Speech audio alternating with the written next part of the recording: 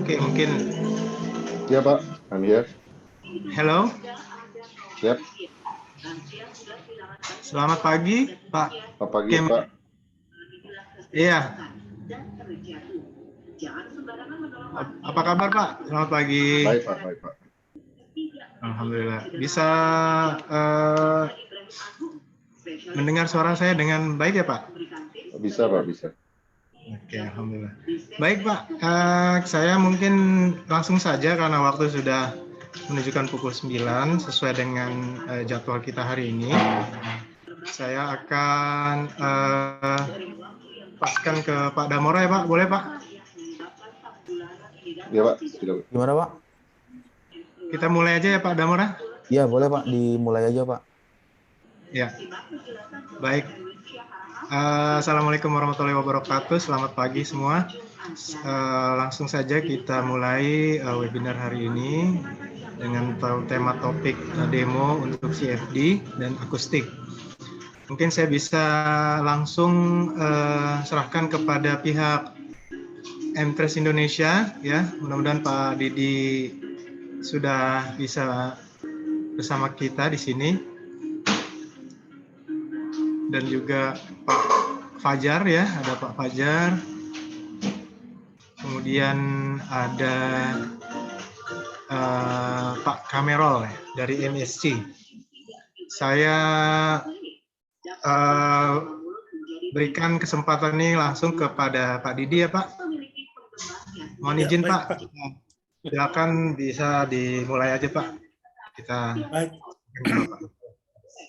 Makasih, Terima kasih Pak Armansyah, terima kasih Pak Damora.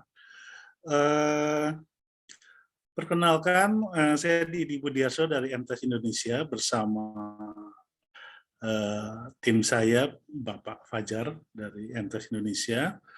Nah, sudah hadir presenter kita pagi ini itu adalah Ibu Siti Hajar dan Pak Kemarul. Beliau MSc base di Kuala Lumpur, jadi barangkali bisa bercakap dalam bahasa Melayu. Bahasa Melayu boleh Pak. Bahasa Melayu. Baik. Jadi nanti akan ada Mr. Vivek yang untuk akustiknya. Baik. Jadi itu saja pendahuluan dari saya. Silahkan Pak Damora sebagai host barangkali untuk melanjutkannya Pak. Terima kasih.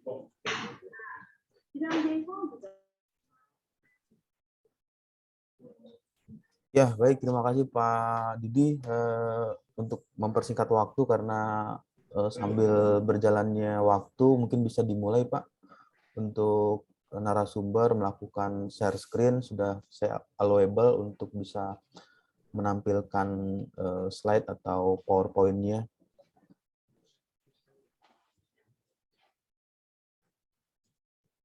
Silakan Ibu Siti atau Pak Kemarut. Silakan Pak. Siti, over to you. Oke. Baik. Selamat pagi. Saya Siti Hajar Adni. Basically untuk di MSc Software atau Hexagon Design and Engineering, saya di posisi sebagai CFD Specialist bahagian ASEAN. So untuk hari ini, I will present to you about the pada CFD, basically touching also about the course simulation, where just like synonym with the synonym with the title that you give for today's webinar, which is where simulation gets real. I mean, boleh nampak ke saya punya slide? Ya, sudah keluar slide-nya Bu Siti. Boleh, sudah Puan, silakan.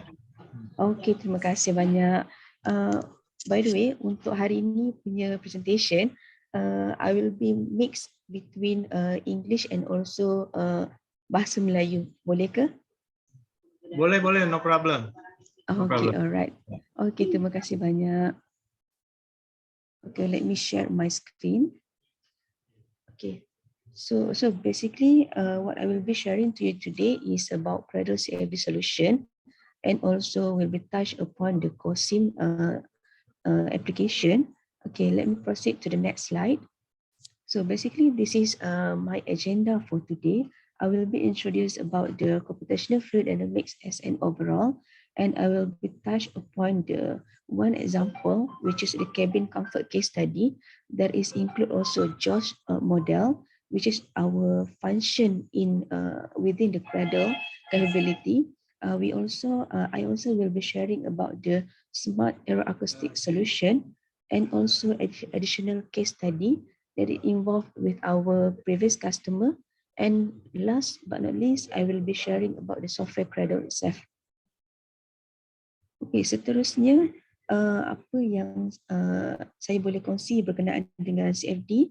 So basically, CFD is the analysis of fluid flows.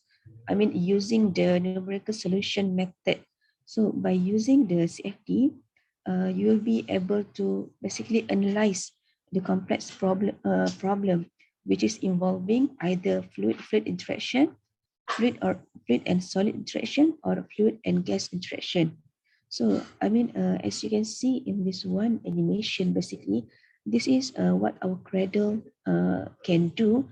Okay, so this is actually the example of co-simulation between cradle acid flow and also our another MSC software, which is Adams. Adams is a multi-body dynamics software. So basically, this is using, I'm sorry for the technical issue.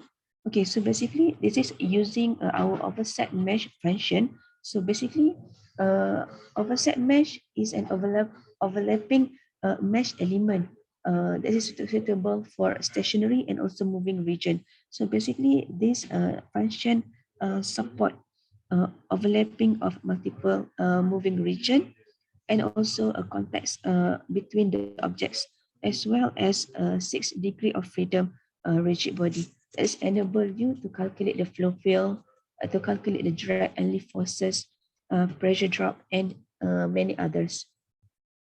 So I mean, for CFD itself as an overall, basically CFD touch every industry sector that is, important. Like for example, aerospace and defense industry. We also can touch on the chemical processing, and as you can see in this slide.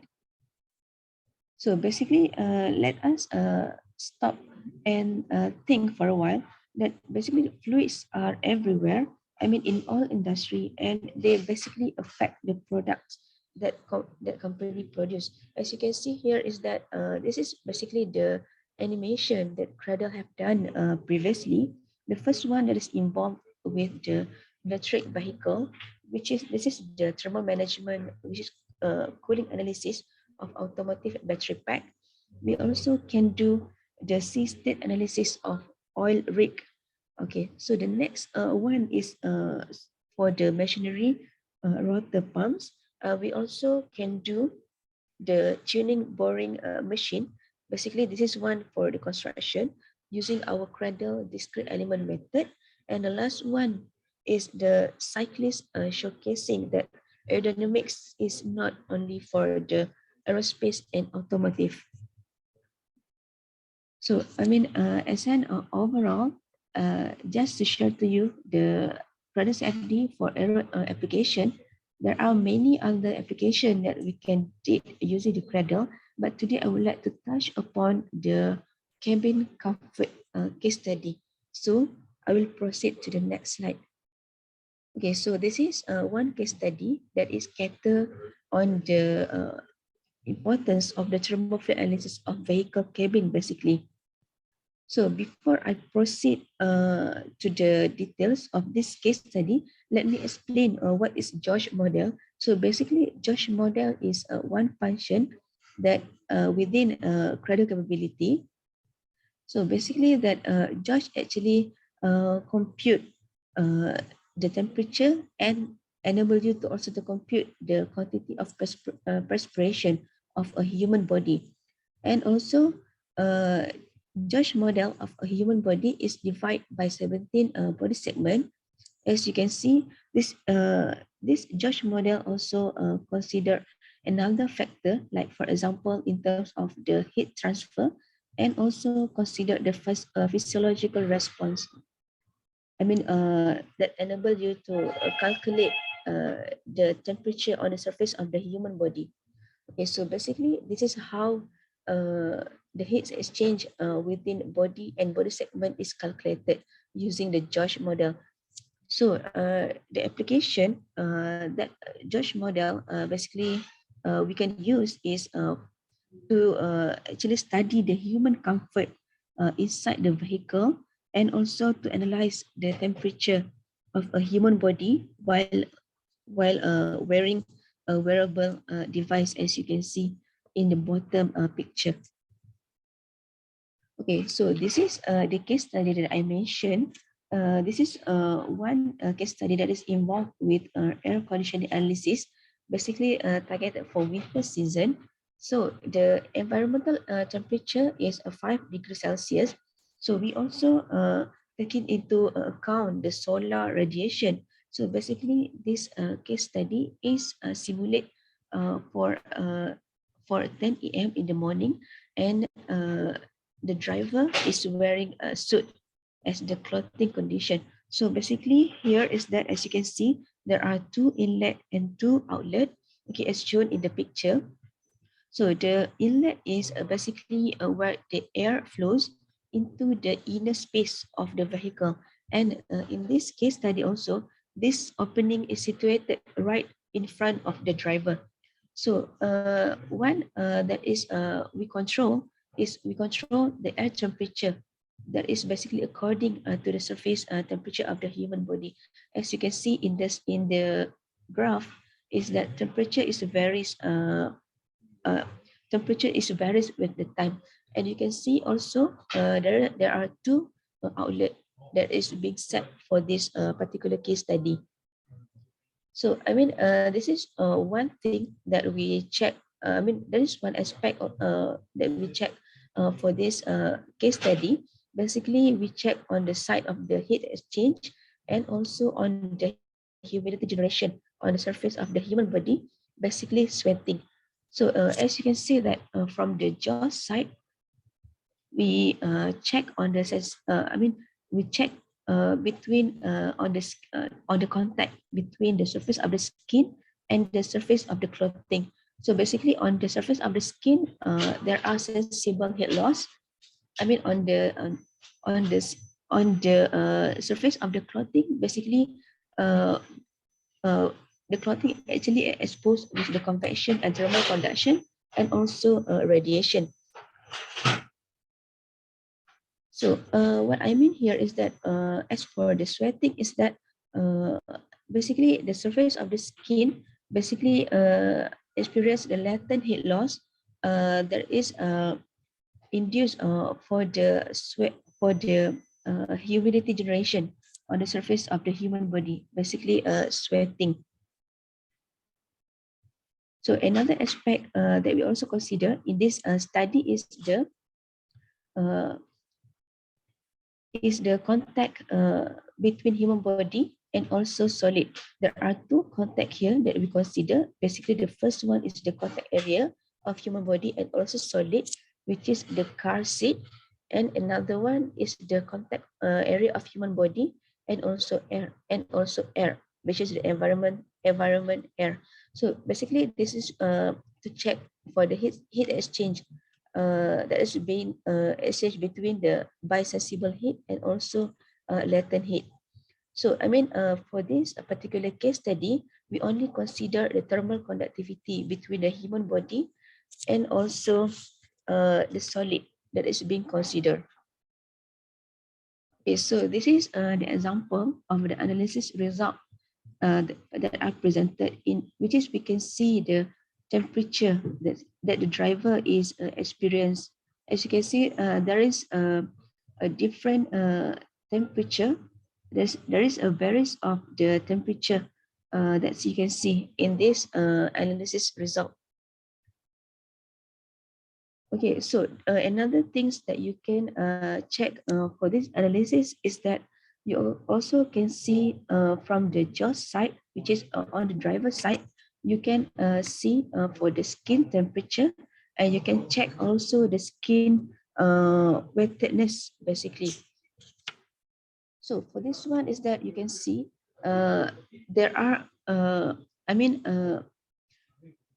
there is an increased value of the wetness that you can see on the body of the driver. So basically, this area experience the hot, basically the high temperature, which is induced for the sweat.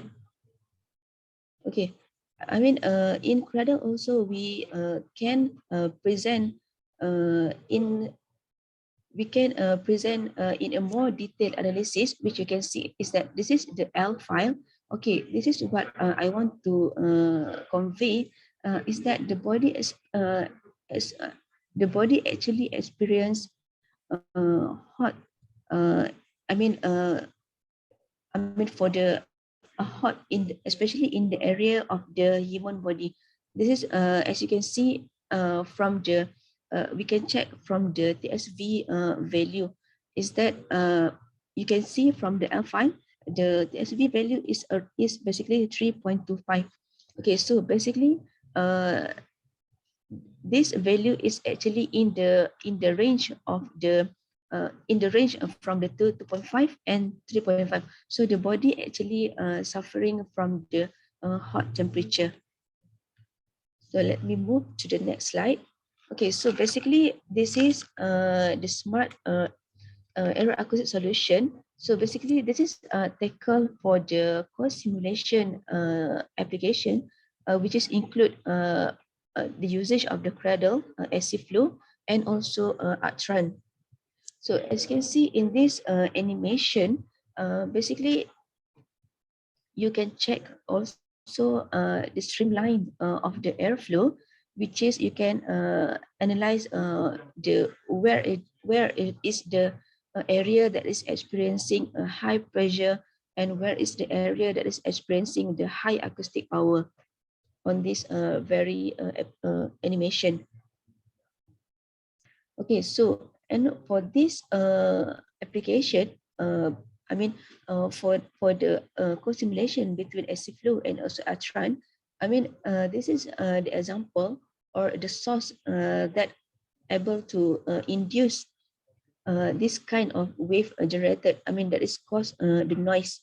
So basically, the first one is that we can the noise basically can be generated from the side mirror and from the architecture. This is an example of the streamline or bluff body. So another example is from the jet noise. You can view or generate the noise from the hatchback and also from the exhaust system. And another one is for the boundary layer noise, which is you can see from the photograph of the train. Okay, and the next one is that I would like to share with you basically what is actually the Aero Acoustic. So basically, Aero Acoustic is a branch of acoustic that actually allows you to study the noise generation either via either turbulent fluid motion or aerodynamic force interacting with the surface. So basically, as you can see here is that one example, this is one classical example, which is the flow past a cylinder at high velocity. So basically this one basically show that there is a generation of eddies behind the cylinder. So that is showing that the fluctuation flow, which is here is the unsteady flow, that is actually generate the acoustic noise. So actually unsteady flow actually consists of the suppression for the large scale and also turbulence, which is the small scales. So basically the noise, as you can see in the dotted circle, actually containing both large and small eddies. So I mean, for this one is basically generate the acoustic field that can be heard by the human ear. So like I would like to ask is why Aero plus acoustic. So basically, as you can see here, is that it's a normal calculation that wanting to know how many wanted to know how much acoustic pressure that is audible to the human ear. So basically, for the 75 decibel is basically a sound that is as loud as a washing machine or a dishwasher. So basically, for the automotive section, 75 decibel is basically suited for the car that is speeding around 60 kilometer per hour. So can you imagine how loud is the sound actually for car that is driving for 100 kilometer per hour? So basically, this is why we can accommodate Cradle and also Atran in order to study this kind of simulation, this kind of problem. So I mean, I would like to share to you that before there is a co-simulation between flow to Atran, we actually solve, for example, like this problem using two different solver, as you can see in this slide. So for flow, we have one solver, and then for Atran, we also have one solver. So basically, this solver basically integrate with each other previously.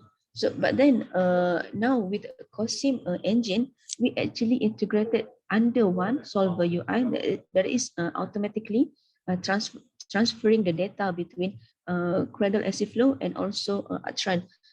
This method actually called as Flow to Atran.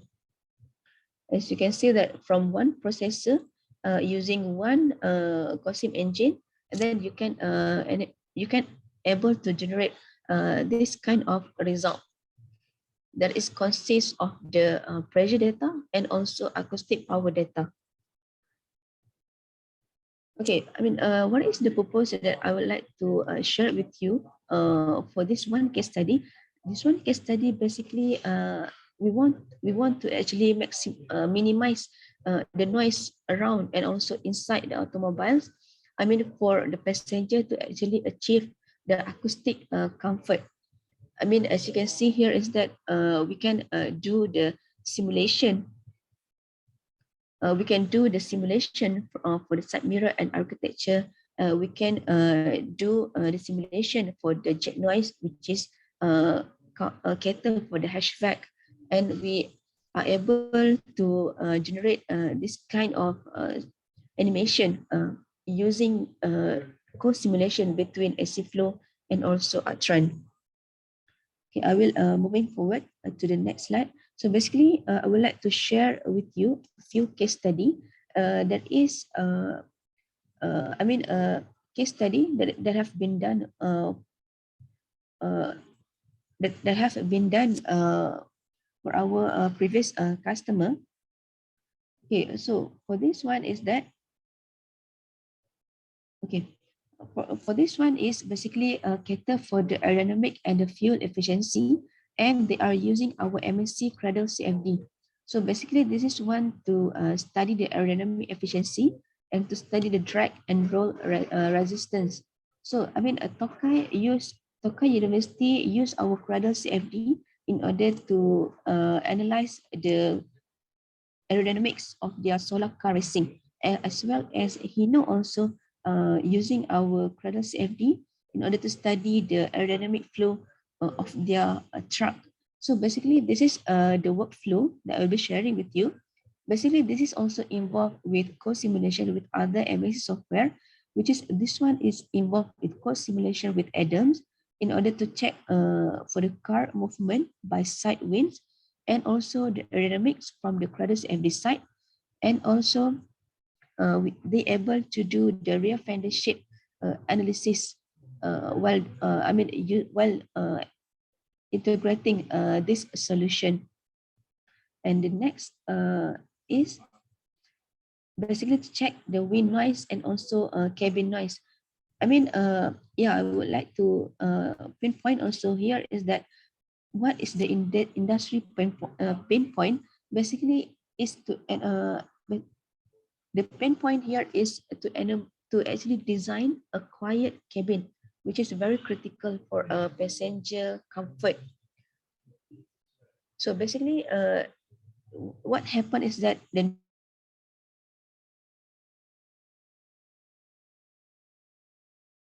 noise in the cabin is by the source like structure, acoustic, and also by the aerodynamic excitation. So I mean, this is one case study, Scania. So basically, Scania actually integrate between our another MSc product, which is Nastran for structural, and also Artran. So basically, they also use our Cradle CFD, which is acid flow, in also which enable to read the CFD result in order to compute and also propagate the noise. I mean, due to the turbulence flow for this very case study. Okay, so for the hatchback system noise is that as you can see that they accommodate the MSc Atran in order to study the noise due to the turbulence. Okay, they also read the CFD result from SC flow. It's the same in order to compute the and propagate the noise, and also due to the flow turbulence in order to see the in order to simulate what happened inside the hatchback and also to check the wind noise. Okay, this is one case study from our customer side, which is Viston. Viston actually accommodate Atran in order for them to actually benefit from the design selection and I mean from the CFD computation and also to predict the Aero Acoustic part. Okay, last but not least is that I would like to share with you also about the Cradle software. So basically, as you can see here, is that Cradle software is a general purpose CFD software. I mean, we joined the MSc group on December 16, 2016, basically. So, I mean, Cradle actually have been used 95% of top 10 Japanese auto and electronic companies actually use Cradle software uh, as their main design tools to design their product. So this is basically the product portfolio of Cradle CFD. Cradle CFD actually consists of a Cradle acid stream, which is the structured mesh, and also consists of the Cradle acid flow modules. Okay, we also have the our acid post for the visualization post processing. We also have the heat designer. Heat designer is a subset for the acid stream. And we also the previous version of acid flow, which is the acid tetra. And we also have the pickles modules that enables you to do the real-time analysis. I mean, that is basically cater for the electronic application. So we have the three core competence of Hexagon Cradle CFD group basically. The first one is the multi-physics. So basically multi-physics, we are getting strong allies like Nastran, Adams, Mark, and Atran. Okay, so by now we have the most capable multi-physics solution. By, for example, I would like to say to you is that from this very first example, this is actually the fluid structure interaction simulation. This actually involved with Nastran or Mark on the structural side. I mean, combined with acid flow or acid stream from the Cradle CFD. So basically, you could do this kind of simulation by the terms of the fluid structure interaction. So the next core competence is that we have the productivity. Okay, basically we have the leading technology for the productivity that is basically cater for the stability and also the meshing speed. I mean, for you to actually solve your specified or requirement case. Okay, so the third one is that we have the capability to visualize, because we have the photorealistic function and also we have the knowledge of immersive experience like VR and also AR. So basically, for this visualization is that you could actually able to present a very high quality image for your, to present inside your inner meeting and also for your customer. Okay, so for the next is that I would like to announce that we have the 10 times productivity in Cradle CFD 2031 and also in the latest version also. So basically, this is what happened is that for the conventional version, for the conventional method is that you need to undergo this kind of a procedure in order for you to be able to proceed to solve your case. But with the introduction of our box fitting mesh, you could actually reduce this work hours, which is the using the conventional method, several days or hours, to the only by undergo several hours, and you could actually achieve this kind of meshing. By reduce the works hours by using our self-fitting method. So last but not least is that I would like to share with you that with Cradle we actually can do many things, as like for example, now we are moving forward to the electric vehicle. Within the Cradle we are able to do many different kind of application or simulation. Like for example is that we can do one with the e-motors. We can do the simulation of that cater for the drivetrain, and for the small component also, like for power electronics, like for the underhood and many others. Okay, that's all from my side. Thank you for having me for this webinar. I would like to also open for the question if you have, or I can hand over to another presenter. Thank you.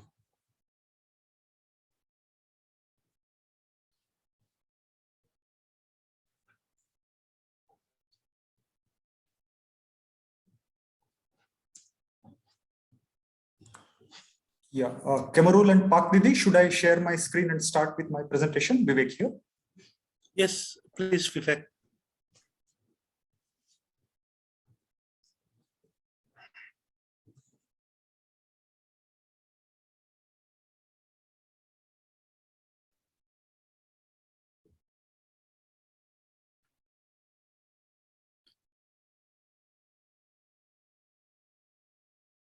Pak Damora, Mr. Vivek ini adalah akustik spesialis yang Oke, Pak. akan nanti mungkin setelah presentasi Pak Vivek baru kita lakukan tanya jawab, Pak ya. Yes. Oke, Pak.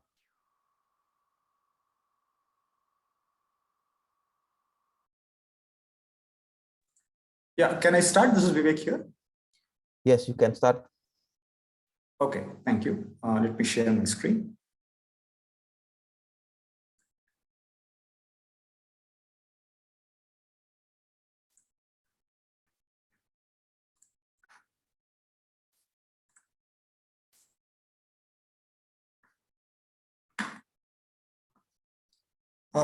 Can you confirm? Are you able to see my screen? Yes, we can see. Okay, thank you. Good morning all, and welcome to this discussion on introduction to the acoustics simulation capabilities. My colleague has earlier presented on the CFD capabilities, and now we will see how do we go about with the acoustics simulation.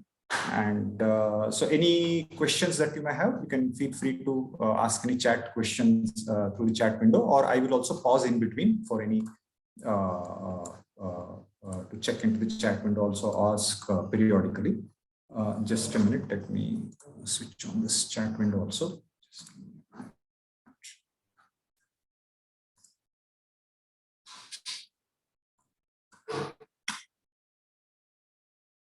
Just a minute.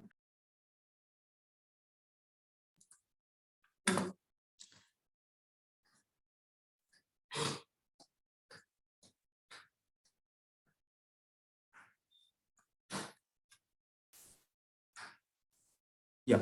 So now I start with by mentioning why do we need acoustic simulations, or why do people usually do the acoustic simulations? These are four typical reasons why acoustic simulations are used. So one is there are several regulations in place.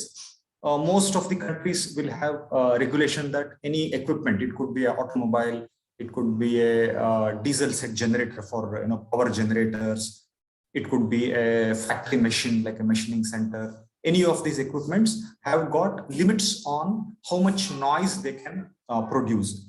Typically, there will be a statutory body in every country which is publishing these limits. The limits will typically be in decibels or dB, and anybody designing any product to be sold in that particular country should ensure that the noise generated by that equipment is within those limits. For example, in automobile, there is a concept called as the pass-by noise analysis or pass-by noise regulation, where every vehicle, you can say, has to ensure that it is not generating more noise than what is allowed as per that pass-by noise regulation. These are usually published in the corresponding statutory, you can say, organization websites or their publications. It could be called as pollution control board. It could be called as noise control board.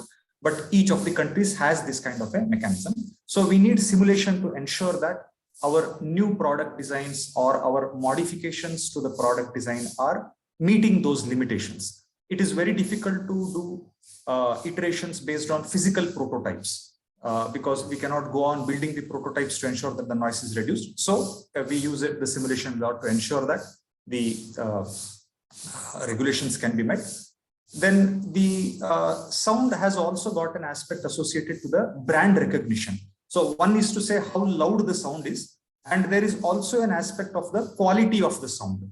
That means the sound should be pleasant to hear, or the sound, or is the sound an unpleasant thing to hear, like that.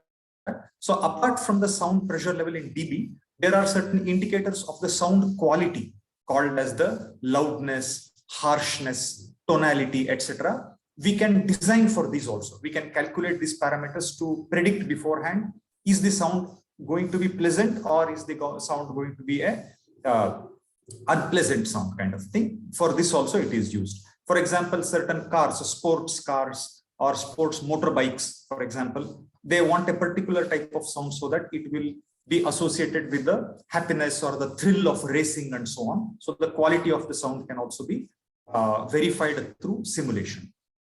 Then in cases such as the music systems, speakers, etc., we have to ensure that there is no distortion in the sound. In whatever manner the song or any other music or speech has been recorded, it should be played without distortions. So in the design of all these equipments, we can use simulation. We can predict beforehand, is the sound going to be reproduced properly or is there going to be distortion? Here we see a small animation of a speaker. So several companies who are doing this kind of product designs use acoustic simulation. Then in general, for the comfort of humans, wherever there is any involvement of the people with respect to any equipment, it could be passengers riding inside a car, a family is riding inside a car, or an operator operating a, for example, a mining equipment, etc. In general, we want to ensure that the noise is lesser so that the people are more comfortable. So it is, even though there may not be a norm, it is a necessity, simply because that if there is a lot of noise, people cannot operate properly. They will make mistakes and so on. So that is the other reason for which typically acoustic simulation is done. So acoustic simulation is an integrated part of the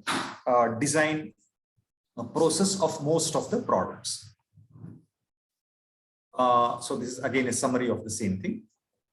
And the main summary of our main purpose of acoustic simulation is that the we should be able to predict the sound or know the sound level before building any physical prototype. And next, use the results from other calculations. Now, a lot of times we may have done some other calculations, like, for example, my colleague presented on the CFD calculation earlier, or we may have done a vibration results earlier, structural dynamics like frequency response, transient response, etc.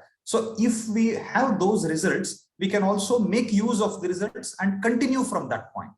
For example, if there is an air condition flow in a duct, HVAC duct we say, or if there is a fan, if there is a blower, etc., we need not start the simulation from scratch.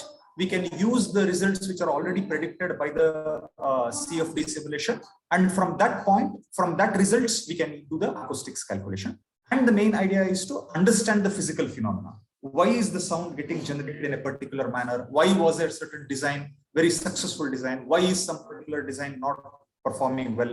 We get insights by seeing several graphs and also by seeing the pressure contours or the color contours we can see and try to understand how these things are happening.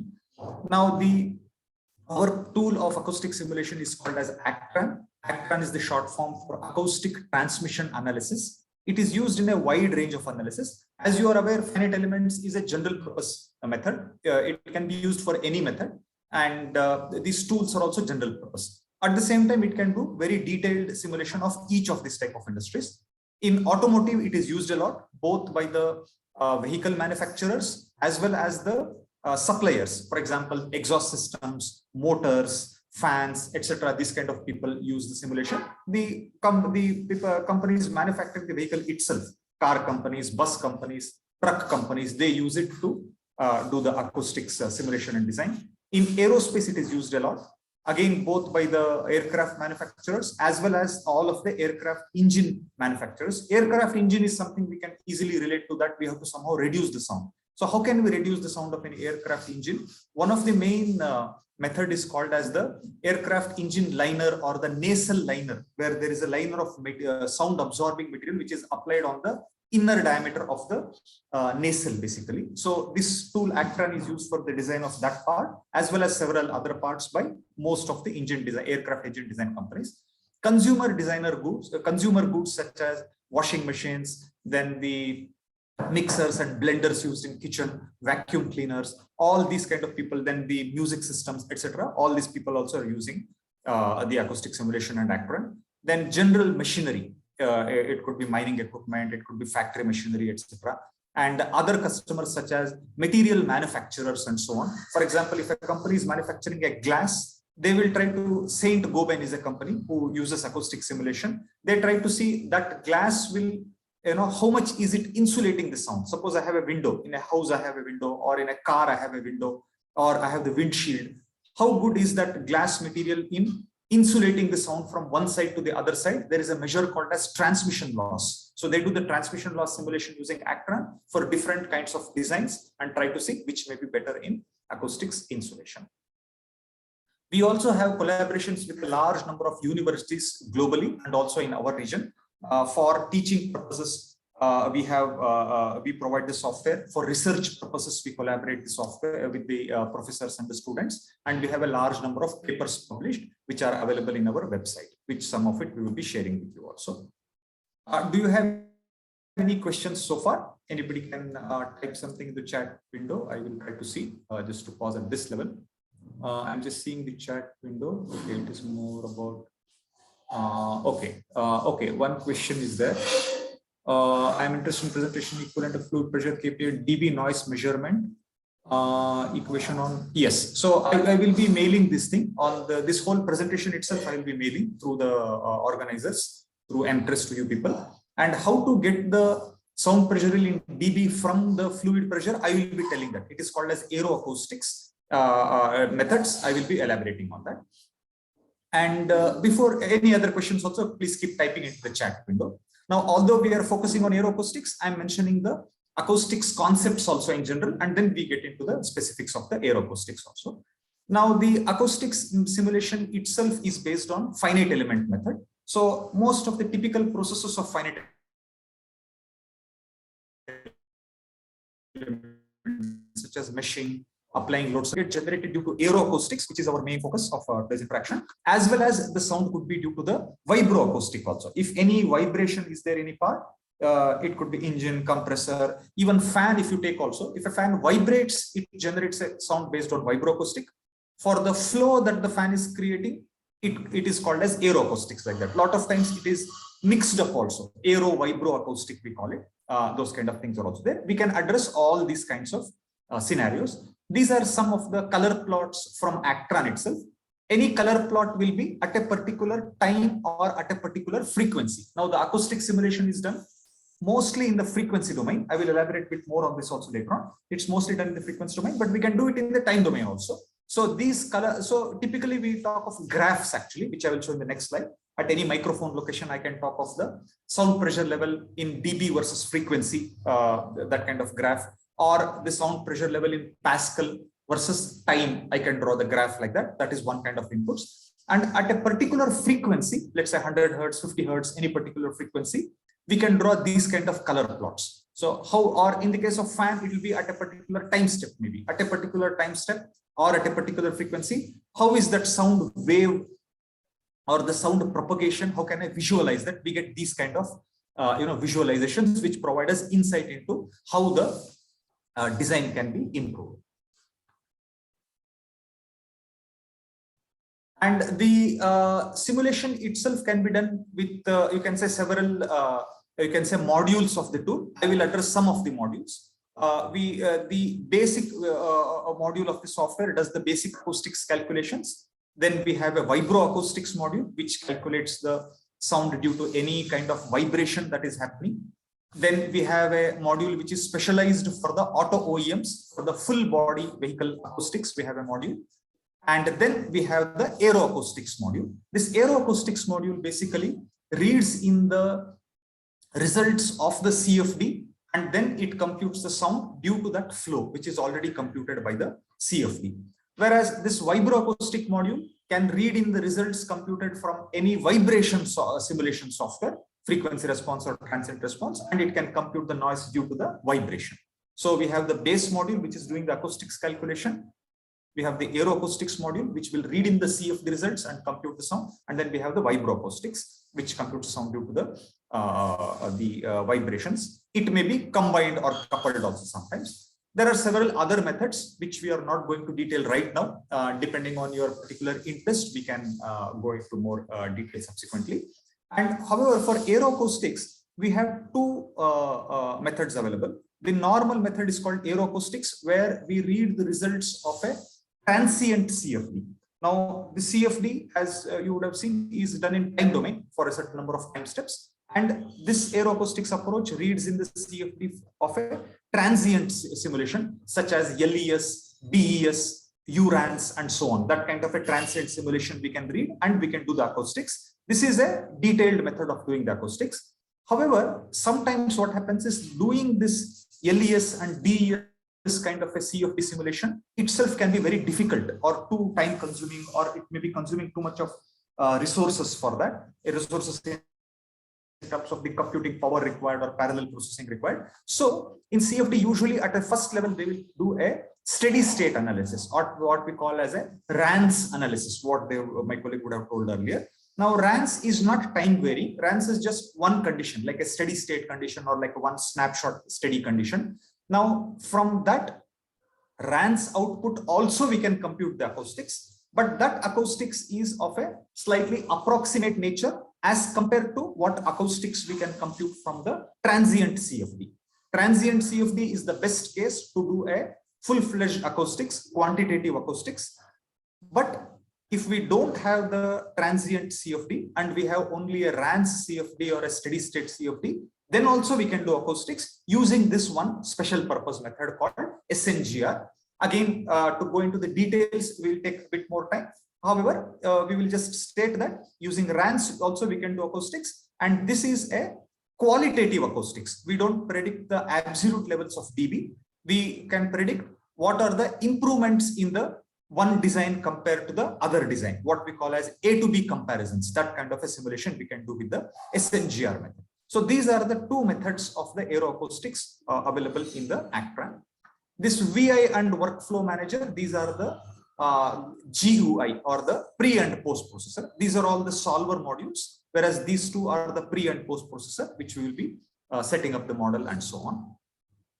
We have another specialized module for the turbo machinery for aircraft engines and steam turbines and so on, where there is a significant element of rotation involved and the dimensions are much larger. That is called as the TM module.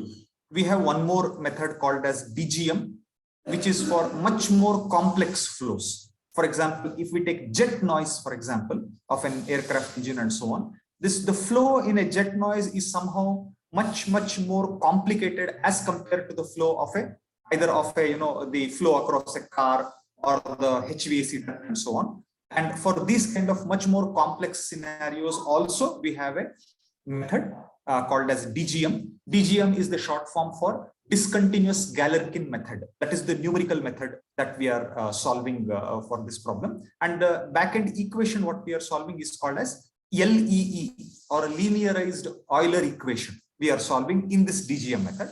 In the regular acoustics method, all these other methods which I said, in the frequency domain, we are solving what is called Helmholtz equation. And in the time domain, we are solving the D'Alembert's equation. So these are the summary of the equations which we are solving in the backend. One, for the time domain acoustics, we use the D'Alembert equation. For frequency domain acoustics, we are basically solving the Helmholtz equation. And for the very complex flows and very complex acoustics, such as jet noise, we are solving the LEE, or the linearized Euler equation. That is the you can say summary of the methods that we use. We also have one more method called as SEA, which is the short form for statistical energy analysis, where it is used for the high frequency. Okay, for large model and high frequencies, due to various reasons, the finite element method cannot be used. It becomes very difficult to use. At that time, we used energy-based methods. It is called as statistical energy analysis. It is also available in the Actran. Then we also support the parallel processing with multiple processors. Depending on the hardware setup, we can add the number of processors needed so that we can make the calculations faster. Does anybody has any questions at this point? You can just type into the chat window, or even maybe unmute yourself and ask. If not, I will continue further.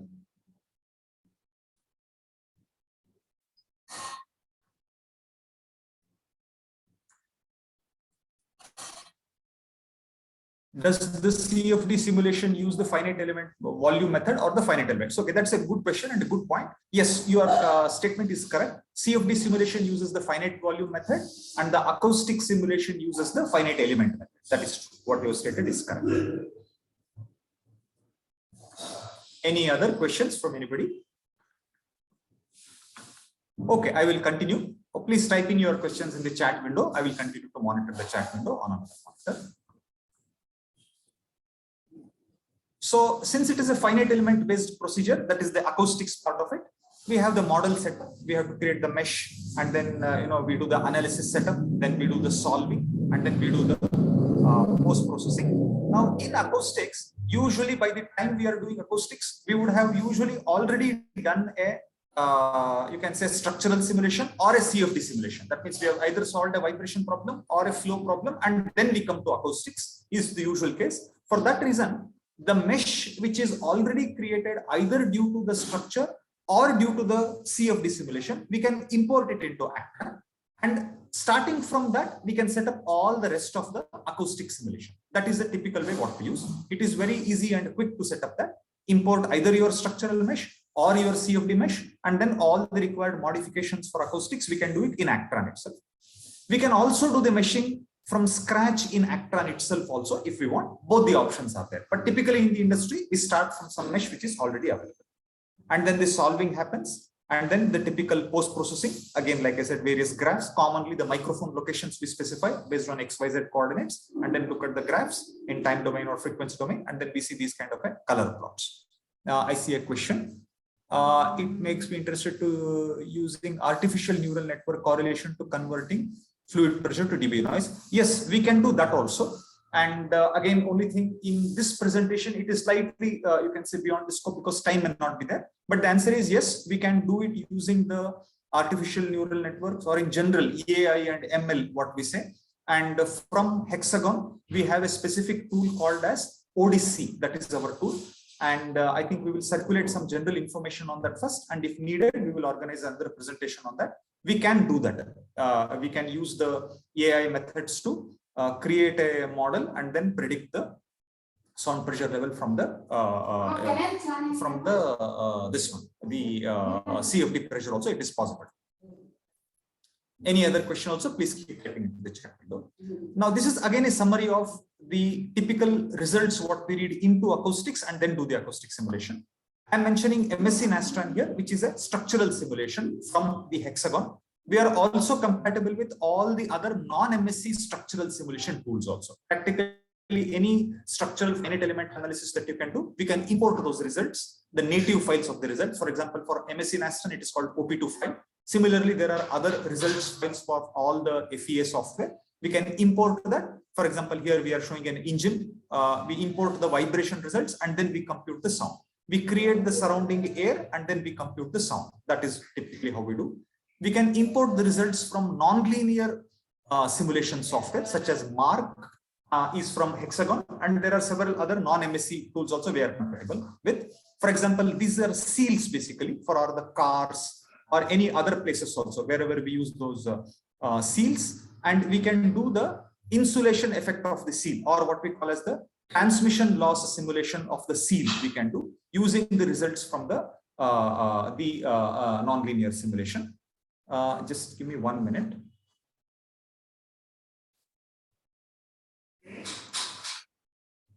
Just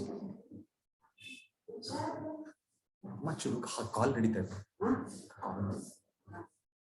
Okay, sorry. Yeah. So we can read in the results from the nonlinear simulations and do the transmission loss analysis. Then we can read the results from the CFD simulation, which is the focus of our results today. So these are some of the visuals from SCFlow. We are compatible with SCFlow. We are as well compatible with any other non-hexagon CFD tools also. And we can read in the results and compute the sound. These are some visuals of a duct, HVAC duct, of a fan, and then, you know, the time domain simulation of the, you can say, tire noise and so on. These kind of things can be done, or the flow across a car, what we call the wind noise and so on. We can read in results from the what is called multi-body dynamics simulation software. From Hexagon, it is called Adams. These are used for simulating, for example, the engine, the mechanisms in the engine, the connecting rod, the piston, and so on, or any other kind of mechanisms, basically, gearbox and so on. We have tools such as Adams and Romax for gearbox and other, you can say, system dynamic simulations. Using that also we can do, such as gearbox noise, transmission systems noise, and so on. We can do that. And then we can read in results from the explicit nonlinear analysis. Now, what I showed earlier here, it is called as implicit. It is called as implicit nonlinear analysis. And here, what we are showing is called as the explicit nonlinear analysis. And there are tools such as Dytran and other, you can say, tools also, where in the structural code, we model the structure and we model the fluid also. What, for example, there are approaches such as the ALE approach, for example, arbitrary Lagrangian and Eulerian approach and so on. Using those kind of simulations, we can do the, for example, sloshing simulation of a tank, and also simulations such as crash or blast or like a drop test and so on. Using all those results as well, we can do the acoustic simulation.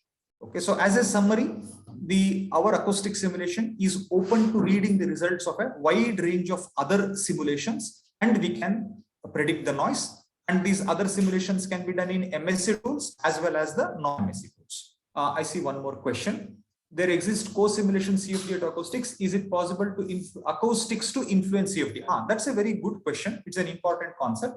The answer is no, actually. So as of now, still we don't yet have, you can say, commercial methods or industrial production-oriented methods to take the effect of the acoustics on the CFD. We are not yet doing that, actually.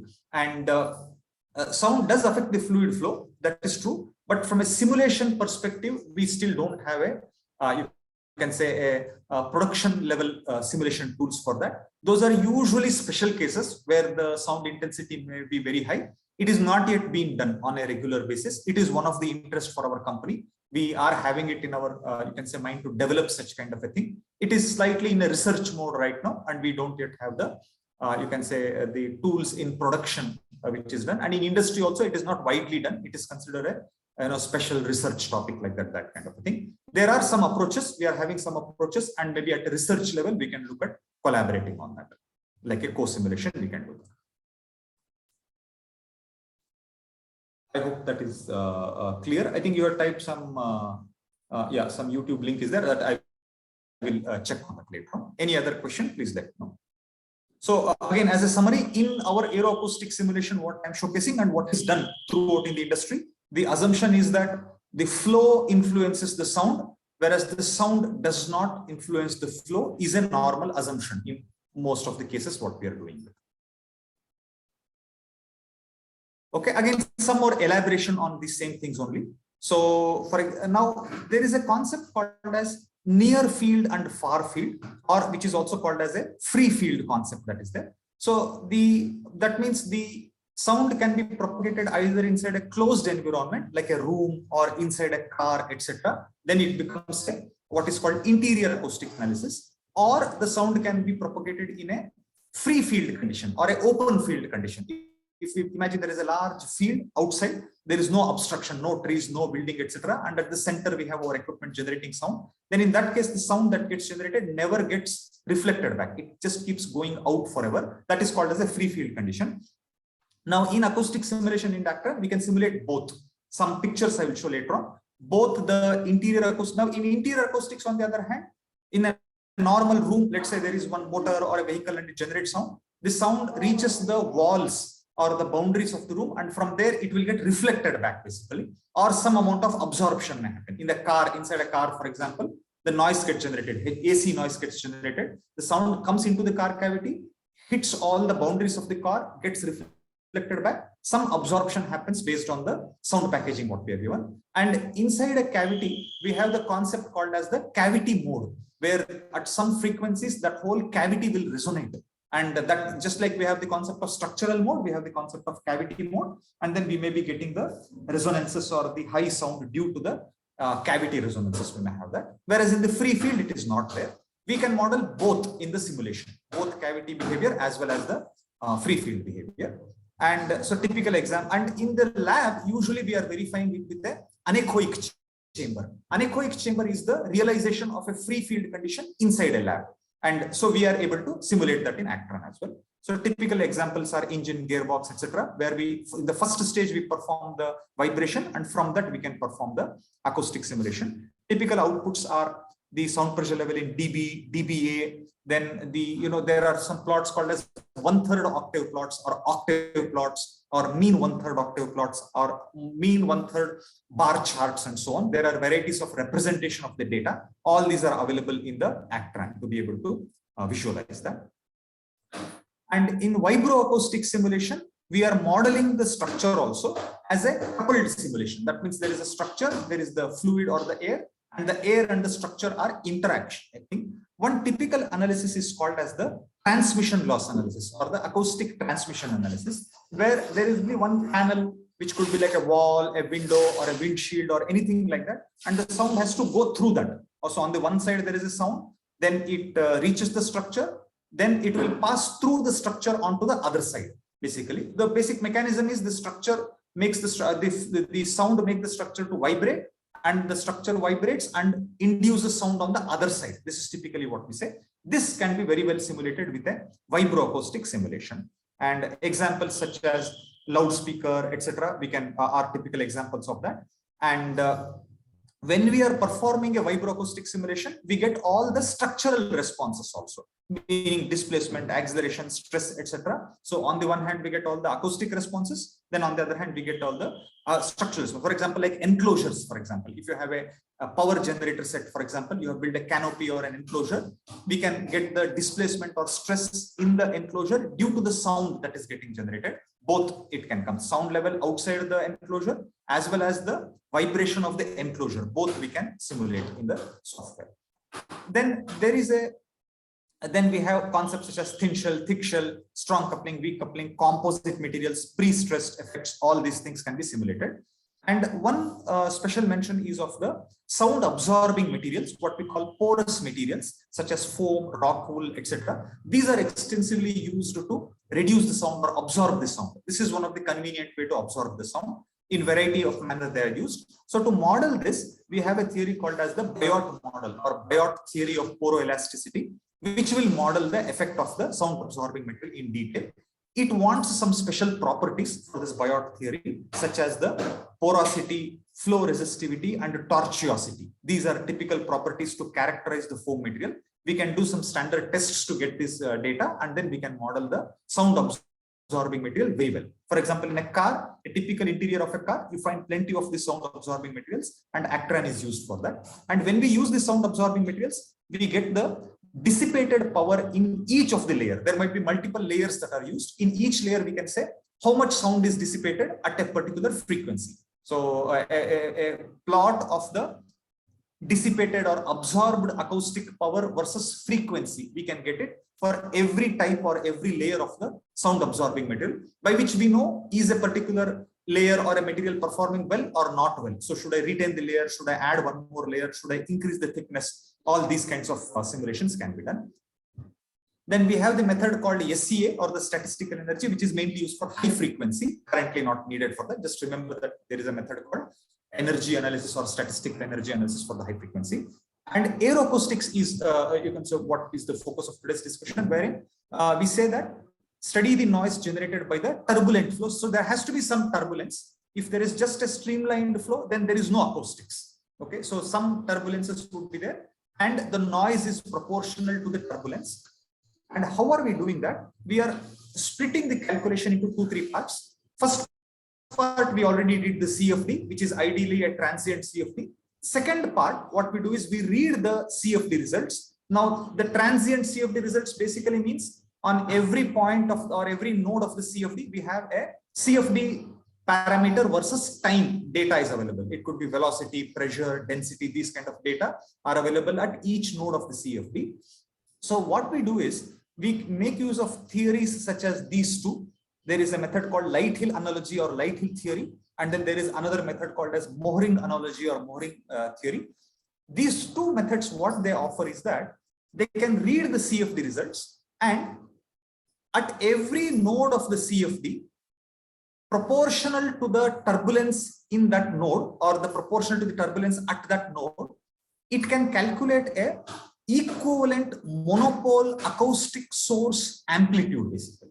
Okay, so these theories are offering a mathematical framework by which input is the pressure versus time or the CFD result versus time, and output is at that same node the acoustic source amplitude versus time. It calculates that.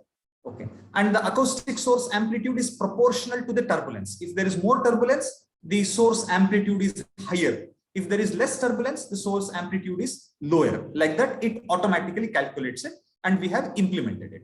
So here, for example, is the visualization of the source. So this coloring here is the, you can say, the amplitude of the source. So where there is more turbulence, it calculates the higher source amplitude like that. So it is calculated in time domain normally first.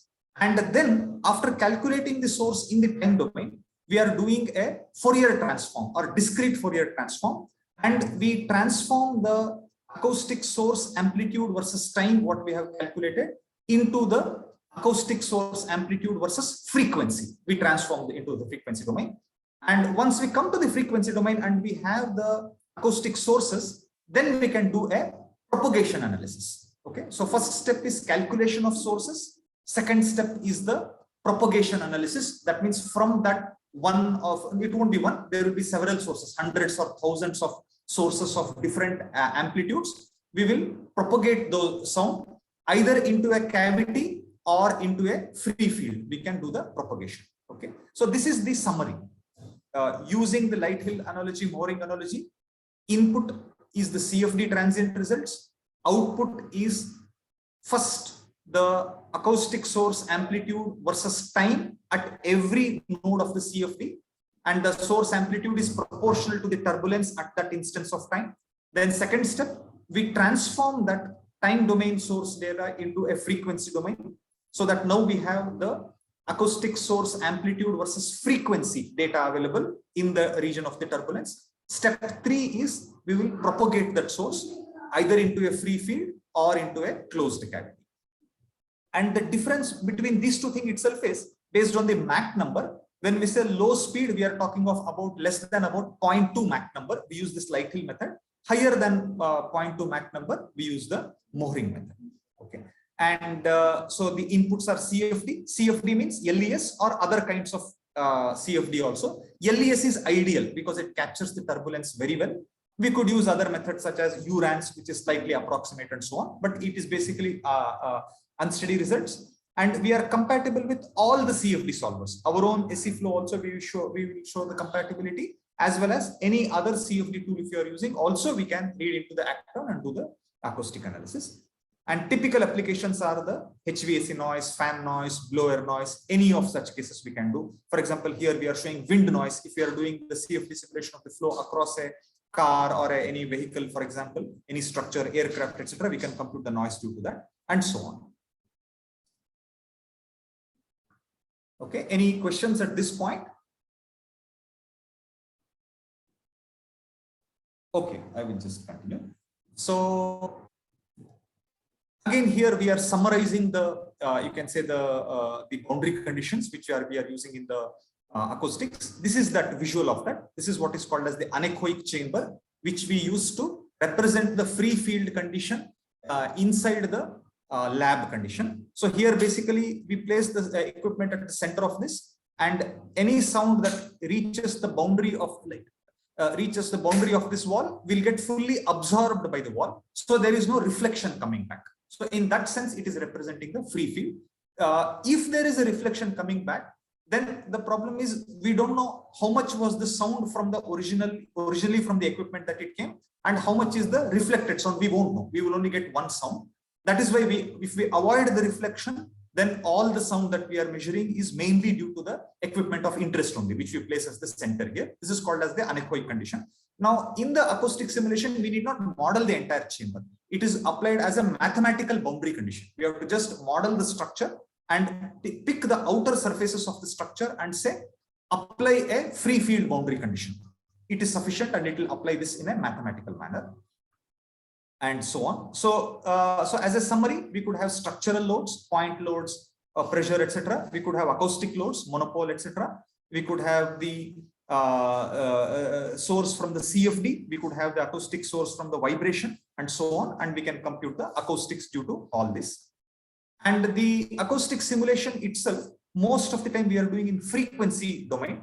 We usually do this direct frequency response is commonly done. Frequency response is commonly done when the sound is generated in a continuous manner, like like a continuous operation of a motor, or a continuous operation of a HVAC duct, continuous operation of a fan or a blower, like that. We typically do frequency domain.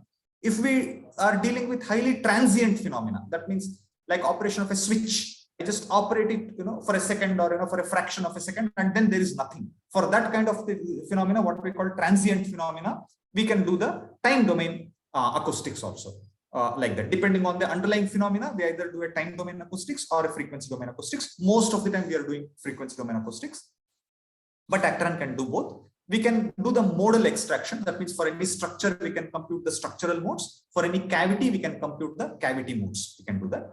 And then it is compatible across Linux or Windows. You can have the GUI or the pre and post processor on Windows, and then you can have the solver to be running on clusters, etc. for large models. And there are certain special technologies. For example, if we have a structure, we need to build a surrounding air to be able to propagate the sound. This surrounding air mesh can be automatically generated by Actran. Basically, these kind of capabilities we are having. There are several such capabilities. I'm only showing one or two of such capabilities. And coming to the graphical user interface, all the required capabilities such as material properties, boundary conditions, microphone location. Microphone locations, either you can specify XYZ coordinates, or you can simply import from an Excel sheet or a CSV file. You can import the data and define as many microphones as you want. There are also some standard microphone locations such as ISO 3744 and so on. These are also available as standard configuration. And outputs are like, acoustic pressure, displacement, then color plots, and so on. We can do. We also support automation and scripting. The entire process of pre-processing, even meshing, and then the analysis setup, and then the solving, all of this can be easily scripted and automated if we are doing a repeatable processes. And the main outputs are acoustic pressure level, sound pressure level. We talk of the normal kind of sound pressure level frequency. We call it as a narrow band plot. We can get narrow band plot. We can get the octave plots. We can get the 1/3 octave plot. Then we also have what is called mean 1/3 octave plot. We do all these things readily. DBA, we have a concept called A filter, which is used, and that is also available in Directivity. We have a polar directivity plot or a polar plot. So we have plots like this, where we place an array of microphones, and then we can plot the sound pressure level as a function of the angular position of the microphone. At what angle, how much is there? That kind of plot we can get. Apart from sound level, we can get the radiated power. Now, acoustic power is a value which we can be calculating across any surface. If the surface is the total surface of the equipment, then we can calculate the total radiated power from that equipment. If the surface is covering only part of the surface, then we can know through that particular panel or that part of the structure how much radiation is happening. So we can easily calculate through each panel or each part of the product how much power is radiating just by defining a surface across that region. We can get the dissipated power for all the sound absorbing materials. Any sound absorbing foam, felt, rock wool, if we use, how much sound is it absorbing in terms of acoustic power, which is a measure of how good that you can say that particular sound absorbing material is performing. We can get that. There are parameters such as insertion loss and transmission loss. We can easily calculate this readily from ACTRA. And then when we have the multiple RPMs involved, for example, suppose I have a motor, and then the motor, if it is running at 1 RPM, I can get one graph at a microphone location, SPL versus frequency. But if I say there are 5 different RPMs or 10 different RPMs, then we have the sound pressure level versus frequency is one information. And then we have the RPM also. We have one more third information is there. For this kind of a thing, we have a plot called as a waterfall plot or a waterfall diagram. That also very easily we can generate it from the ACTRA. And here again, just one small clip we are showing just to show that once we import a mesh from any CFD tool or any structural tool, I told earlier that the modifications required, we can easily do it in the ACTRA itself like that I told. So this particular thing we are just illustrating here, wherein we are doing all the modifications in ACTRA. You can see the for the further acoustic setup, we are able to very easily do that.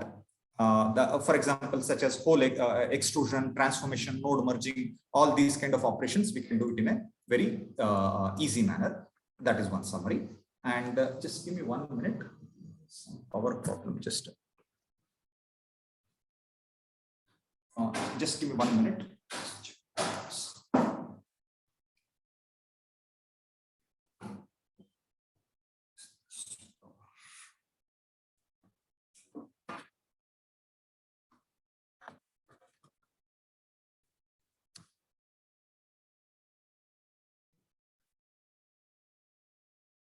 Yeah, sorry, I'm back.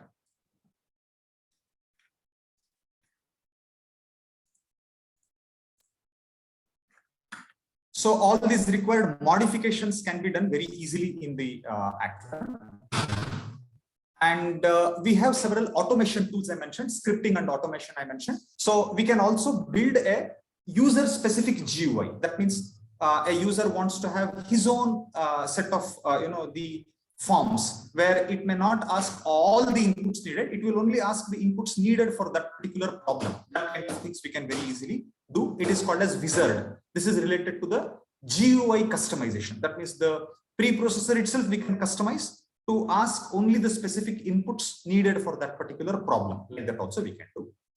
So that's the brief summary of the, you can say, acoustic simulation, including the Aero Acoustics, where you can say we are able to predict the sound starting from the CFD simulation, as well as due to the vibration in other cases also. And in CFD, I will go back to that main CFD slide and have that on screen for any final questions. We are basically needing the transient simulation, such as LES, etc. These kind of simulation, we are reading it into the ACTRA. And we can also do it through the steady state methods such as RAMs, also we have a method to handle with that. So we read in the CFD results. CFD results is the fluid pressure or the dynamic pressure versus time. We use theories such as this Lighthead and mooring methods to calculate equivalent acoustic source amplitude at every node of the CFD. At every instant of time, we calculate that.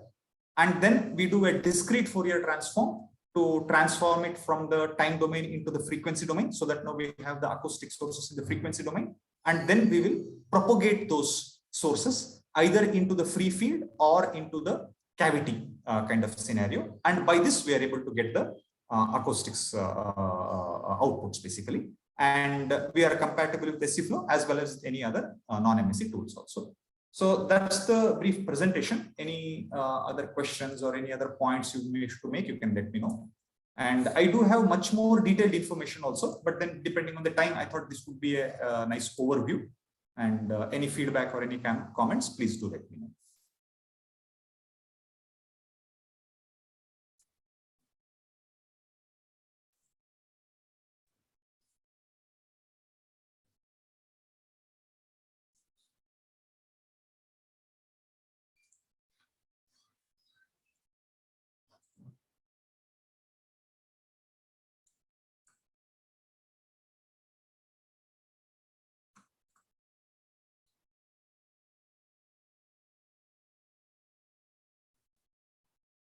Carol, Peter, do you want to add anything? Yeah, okay. Thank you very much your presentation, Mr. Vive. I am any question from Dr. Didit? Question. I am interested to your presentation about equivalence of fluid pressure kilopascal convert to decibel noise in measurement. Would you like to inform me an equation or bibliography, because I'm interested to use in research, Dr. Didit. Thank you very much. Sure. I have the slides basically of how we are converting the fluid pressure into this. So basic overview of that mooring method. I will share those slides, you can say, with you through the organizers. Basically the slides of the mooring method and the Lighthead method basically. And in fact, maybe I will just briefly show how it looks like also. Just give me a minute. And then you can see. Just give me a minute.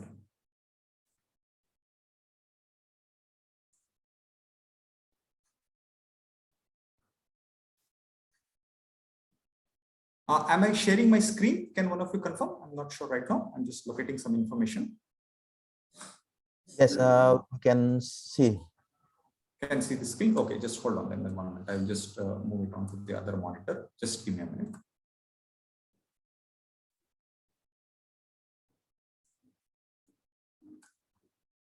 I'm just opening one of that CFD thing. Just give me a minute.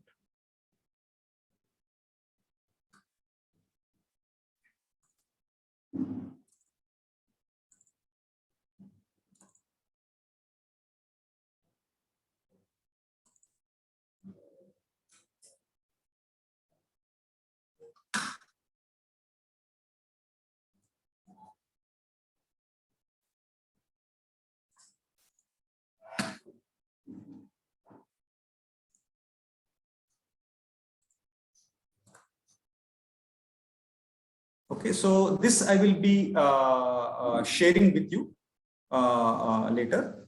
And Yes, but anyway, very brief. Yeah. Are you able to see my screen? Okay, yes, we can say your share screen. Yeah, I will go down a couple of slides and then I will show you what I mean by that. So for example, we start from the Navier-Stokes equation, and then we say there is the Navier-Stokes information has got both the turbulence as well as the acoustic part. Both the information is there. Somehow we should segregate the acoustic part. That is the aim of this calculation, to be able to calculate the acoustic source. And then what we do is, I will go down further. Just give me a minute. So here, the analogy concept is there here. So what we say, this is the brief overview. We say rearrange the Navier-Stokes equation so that on the LHS is like a common operator for all the regions. So here we are classifying that into the and then on the you can say on the right side, so we are segregating the Navier-Stokes equation into a you can say a flow or the dynamic part and the acoustic source part, like that. That is where we start with. And this is how the equations looks like actually, the final equations. Lighthead method looks like this, and then Mohring method looks like this. Okay. And I will share this. I think if you see this and look at the earlier sites, have got more references also, but this is what we are basically doing. And using this method, we are able to calculate the further acoustic sources. And these Lighthead and Mohring methods are otherwise existing methods also. They are there in literature, which we have, you can say, optimized and implemented in the ACTRAN for calculating of the acoustic sources. I will share these things with you and can have any further discussions with you later also. Yes, okay. Thank you very much. Any question? Ada pertanyaan dari partisipan yang lainnya?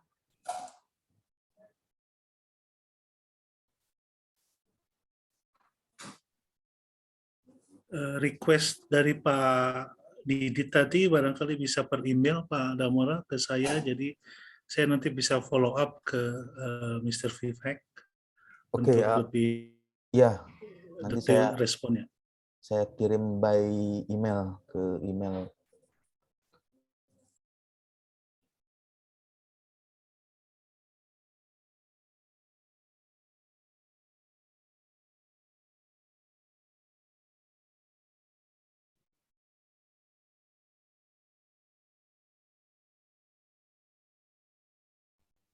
Any questions?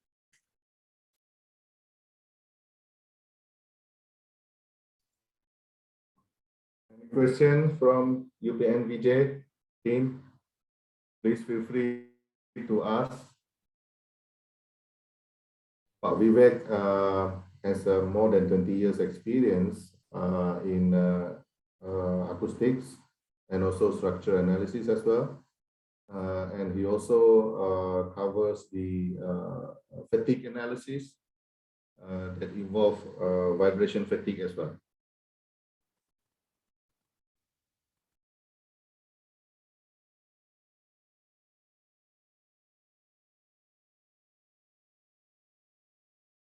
Any further questions? Maybe you can see difference between the less Plot AD simulation model with K-epsilon standard.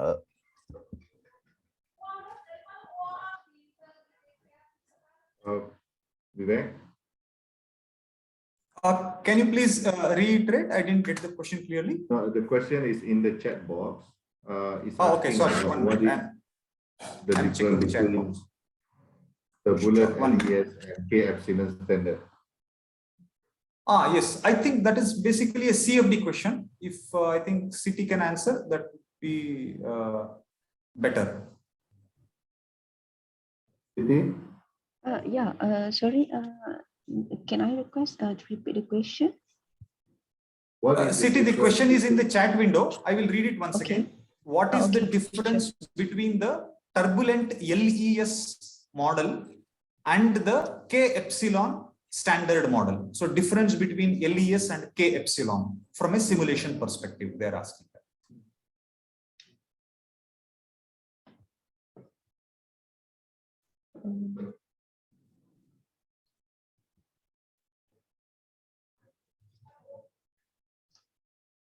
Okay, I would like to say I would like to offer my apology because as this is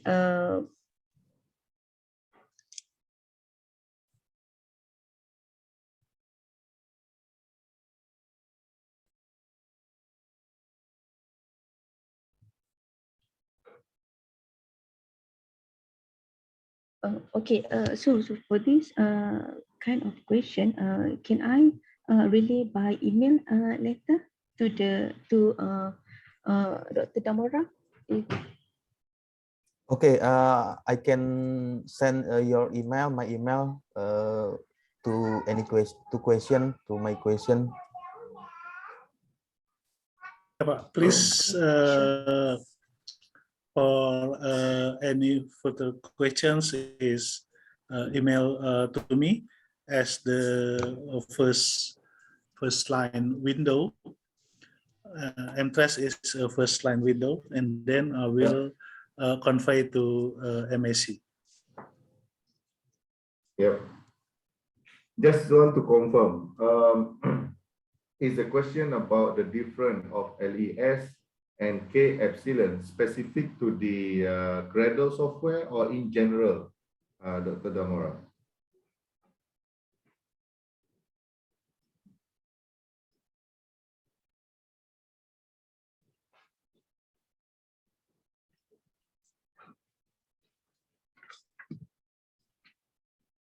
Is it the question is related to the generic difference between LES and runs model, or is it the difference of between these two methods specific to Gradle?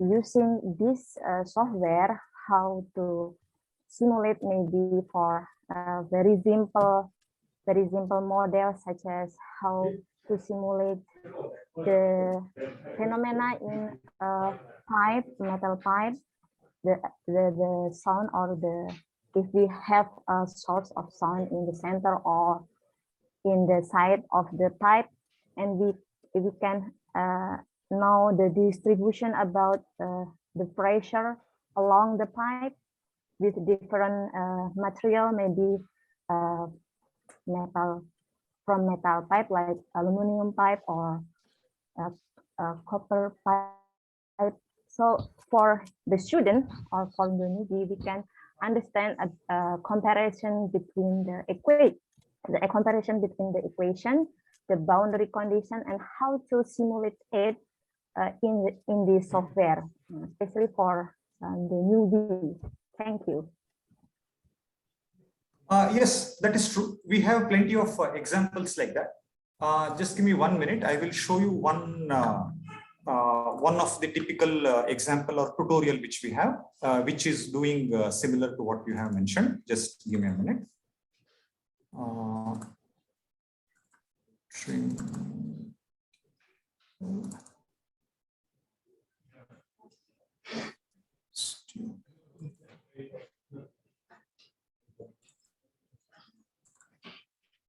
Yeah, so let me share my screen.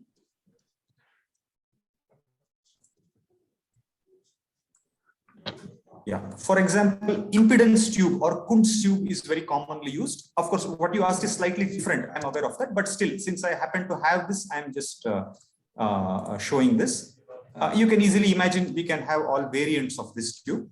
So, for example, impedance tube is very commonly used to do the sound absorption coefficient and those kind of measurements. We have a tutorial where we are simulating this tube itself in Actra. Okay, and we cannot see your... sorry, we cannot see. Yeah, cannot see the screen. Okay, just a minute. Sorry, 1 minute. Okay, I didn't click on the share. Okay, sorry. Is it coming now? Yes, we can see your yeah. So this is only one of the tutorial. We have several, 100 tutorial. For example, here the Kunz tube or impedance tube is commonly used in acoustics. It looks like that. So we can do a 3D model, or in such cases, we can even do a axisymmetric model also. We are having both version of the tutorial. And like you said, on one side, we can have either a monopole soar or some, acoustic boundary condition velocity. On other side, we can have absorbent, or we can have free field condition. All this can be done. So this is, for example, how we are providing the tutorial like this. So we show how to model this, and then 1 meter of this thing, then foam you can have like this. We can easily modify this to several other cases. So we are showing all the step-by-step procedure here. You can say click on this, then this mesh will come like this. Okay. So when you start using it, we will ourselves do one training and show you how to do this, and then you can do this. And once you do this one tutorial, you can do all the variants. And for the outputs that you asked, that is exactly here. So for example, microphone location, you can place it. In this case, they have placed it inside the tube also, they have placed it. We can as well place it outside the tube also, we can place it. And equivalent admittance and this kind of calculations we can do. And for the, like this kind of plots, for example. Okay. So now you can say if I use different, so if you use different materials of the tube, basically the stiffness would vary. And so maybe depending on the stiffness, the resonant frequencies may vary. So this is the graph at the microphone versus frequency, and at each of the frequency we can see these kind of a color plots. We can do all the variants of this. One end make it as free field, one end make it as fully rigidly closed, or one end make it as some sound absorbing, put some admittance coefficient. Then on the other end apply a velocity. Acoustic velocity is like a piston boundary condition, or acoustic acceleration, or place a monopole like this. Okay, like this we have various of kind of variants of this tutorial. I will show one more tutorial just to show that we have a lot of things like this. So here you can see this is, we actually have something like a 9 or a 10-day course. Lot of detailed tutorials we will have. For example, this one of the simpler one will be just, for example, I can even have like a simple monopole I can have. Or here, for example, I am having like a horn basically, where we can say like, let me go to that particular image. So here, if we go down, so we are this kind of tutorial we are showing, where vibration happening here, and through this geometry it is coming out here, and then here there will be a free field because it is going out into the free field. So we show how to create the mesh, and we put that acoustic extension, it comes through the mesh. Now free field we are applying only on this green part here. Only wherever there is free field, the sound will go out. Where there is no free field applied on these red surfaces, it will reflect back internally. It is called acoustically rigid condition. So this, if we simulate, for example, again, we show the entire step-by-step process. And also one of the important thing, I didn't go into all the details depending on time. There is a very important relationship between the element size and the frequency of simulation. Okay, we should check that our element size is correct for a given frequency. Those details also we are providing that here. And final output, and you can have this kind of arrays of microphones, okay, like this. Okay, one array like this, another array like this, and so on. From this we get the directivity plot. Final outputs are at every microphone you get the sound pressure level versus frequency, and you can also do the visualization. Now this is the what is called the directivity plot. That means the sound pressure level as a function of the angular position of the microphone. At each frequency there is a different plot, and then you can also see the visualization like this at different frequencies, how it is propagating. So the answer is yes. For what you told of the basic things, we have several tutorials, and we will help you in teaching the students to make them understand all these concepts. Is that okay? Okay, thank you so much for the explanation. Very and in fact, I wanted to show another one or two things depending on the time and interest I wanted to show. So this is, for example, I showed you all the methods earlier. I'll just show you a few slides of some actual applications. Fan is a very common application, and one case study I will show of the fan. So this is one case study which we have published with one university, Hosei University of Japan. This is a paper that is published. So they place the fan. It's a simple thing. At the same time, it's a very detailed thing. They place the fan and place the microphone at 1 meter distance, and they are studying some different variants of the fan. Number of blades they will vary and so on. And then we get the acoustic simulation like that. So the CFD looks like this. CFD is a very detailed simulation because of the, you can say the LES method and those kind of things. Acoustic mesh looks like this. On this green surface, we are capturing the acoustic sources, And then this blue volume, we are propagating the sound. And on this brown one, we are applying a free field condition. And we can place the microphone anywhere in this blue condition or anywhere outside of this. We get the sound pressure level curve. So you can see we get the graphs like this. For all the different variants of the fan, we get the sound pressure level. They have compared with the test and they have published also. That was a free field condition. Here is a duct condition. You can have a flow like this. Again, here DES is used. And then again, either inside or outside, we can simulate the sound. Vacuum cleaner, we can use it and so on. And then like a large, cooling fan, engine cooling fan, for example. Again, step 1 is the CFD, and then step 2 is the sound pressure level. Again, either as graphs or as the color plots, and so on. Okay, this is one set of outputs. And another common thing is the duct acoustic actually. So I will just show one duct model and then I will stop with that. Just give me a minute once again. I will just show that. Duct acoustics such as a, for example, a HVAC duct, one typical example I will show, and then I will conclude. Just 1 minute.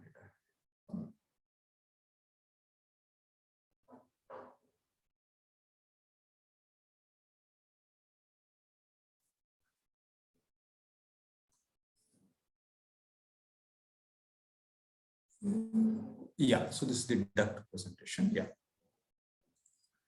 So this is, for example, with one of our customers. Sorry, am I sharing the screen? Are you able to see?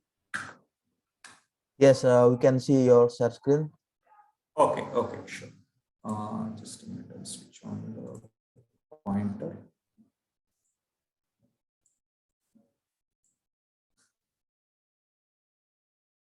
Okay, pointer is not there. That's fine. So here, for example, with Visteon company, quite long time back in 2009 itself, we have published this paper where the different air conditioning ducts of a car, basically inside the car, one end will open into the passenger cavity, the other end will be inside near the blower and so on. So this ducts they will simulate. In a way, this is variant of what the other person asked earlier. That was a simple duct. This is a more complicated duct with the geometry involved, and this is Aero Acoustics. Previous case was we were taking a monopole or a acoustic velocity as the excitation. Here, the actual flow we will consider.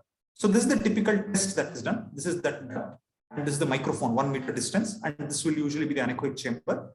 So first step, we calculate the CFD, just like what City mentioned, and then we will get the acoustics results for that. We just show briefly. So this is that anechoic chamber, and so on. Okay. And so on. We have several such informations also. So like that. But just so but these are two broad areas of the Aero Acoustic. One is the duct acoustic, flow across the duct, and other is the fan acoustic. Like that we do. There are several other applications as well.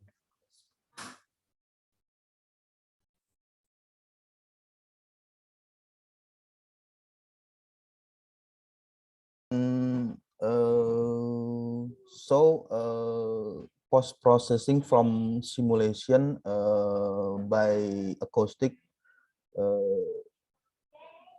for a fluid dynamic effect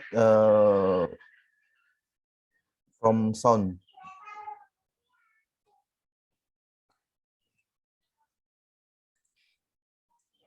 Yes, we can do that. What is the question? You want to see how to do that, or are you asking whether that can be done?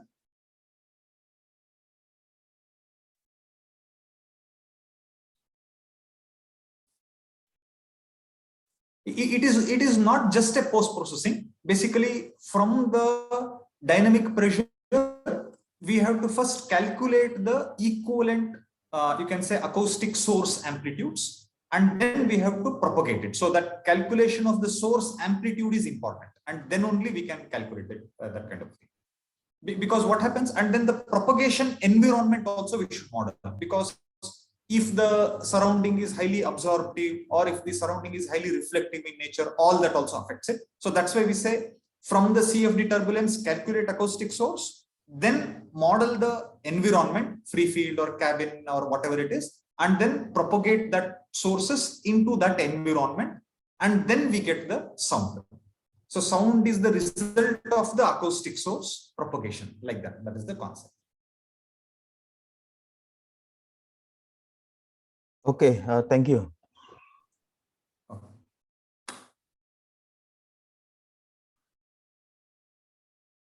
Okay, thank you very much your presentation, Mr. Vivek, yang sudah mempresentasikan dengan jelas. Maybe mungkin nanti kedepannya kita banyak riset ya mengenai application tool CFD and FEM finite element.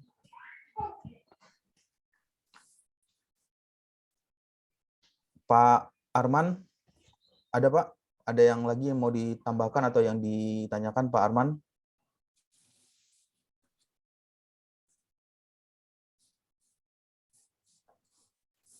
Pak Arman, selamat siang Pak.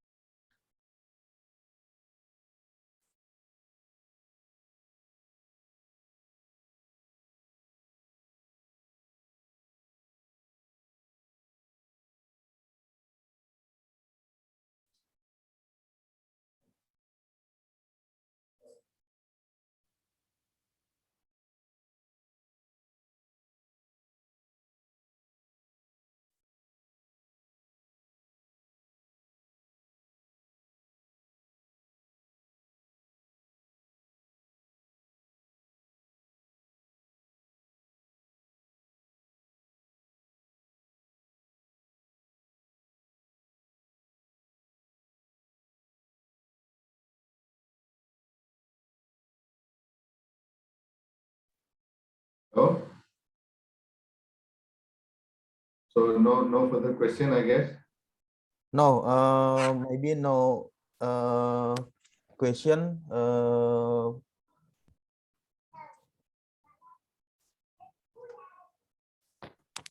Oke, saya tutup Pak ya, Pak Didi. Ya, ya baik. silakan, Pak. Terima kasih kepada partisipan yang sudah hadir di webinar hari ini mengenai CFD, Computational Fluid Dynamic, dan aplikasinya. Tadi sudah dipresentasikan tentang akustik, aplikasi dari suara akustik yang juga bisa memberikan pengaruh terhadap flow aliran fluida. Jadi suara ini bisa memberikan efek atau dampak terhadap pola aliran yang awalnya bisa aliran laminar bisa berubah menjadi turbulensi. Oke, baik. Jika tidak ada pertanyaan atau no question from participant, saya rasa untuk webinar hari ini sampai di sini. Saya ucapkan terima kasih banyak ke Pak Didi. Thank you very much for Mr. Vivek. Thank you very much for all. Miss Siti Hajaratni, thank you very much. Your presentation very interesting. Terima kasih. Saya ucapkan selamat siang. Wassalamualaikum warahmatullahi wabarakatuh. Waalaikumsalam warahmatullahi wabarakatuh. Terima kasih banyak semua.